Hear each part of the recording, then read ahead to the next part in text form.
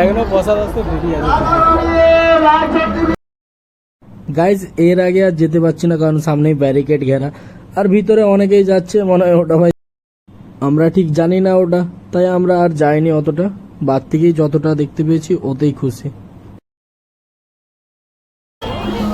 তো ভাই লোক ফাইনালি প্রসাদ লিবা কমপ্লিট। এবার জুতার পরে তারপরে একটু খেতে ঢুকবো, তারপর বেরিয়ে যাবো এখান থেকে। সালা এই সাইডে বসার জায়গা हमको तो मालूम नहीं है,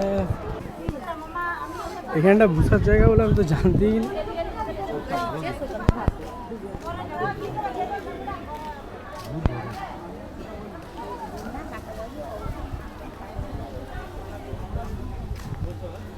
যা যা পা ধুবে যা।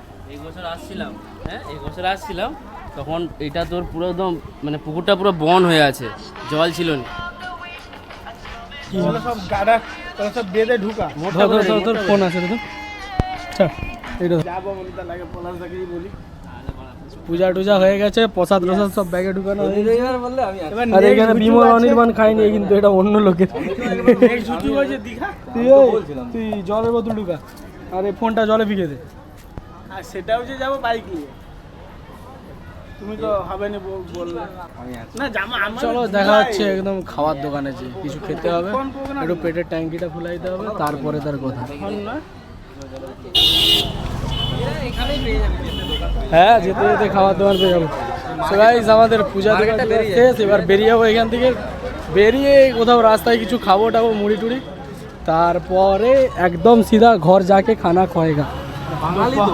বাঙালি না, हम दोपहर में भात ना खा के पेट का खाना हजम नहीं होता।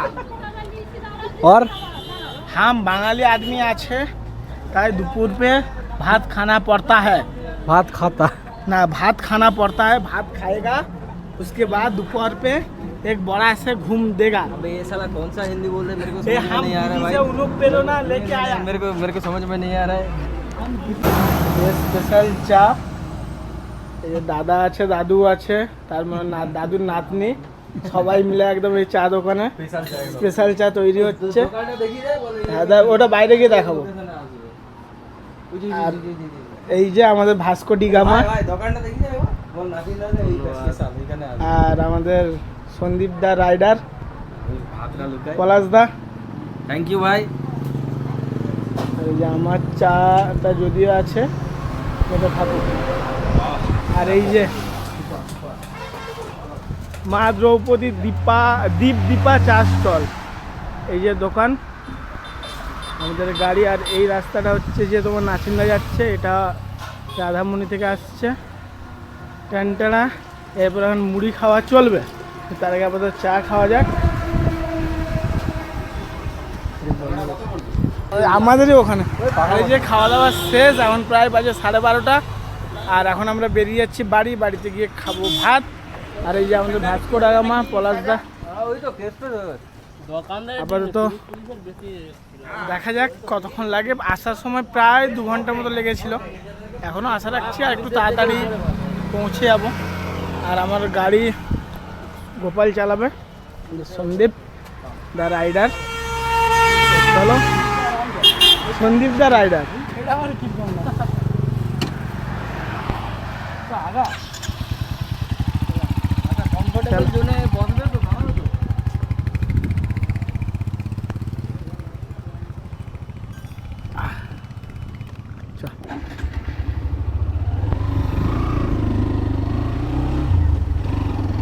অনেকটা ভালো হয়েছে ভাই, সবাই দীঘা যাওয়ার জন্য যাচ্ছে, আর আমরা আর দীঘা থেকে দীঘাটাই গেলাম না, ঘুরে পালিয়ে যাচ্ছি।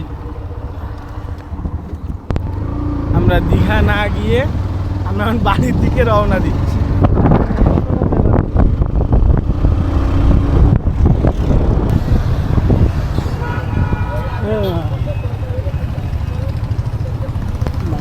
না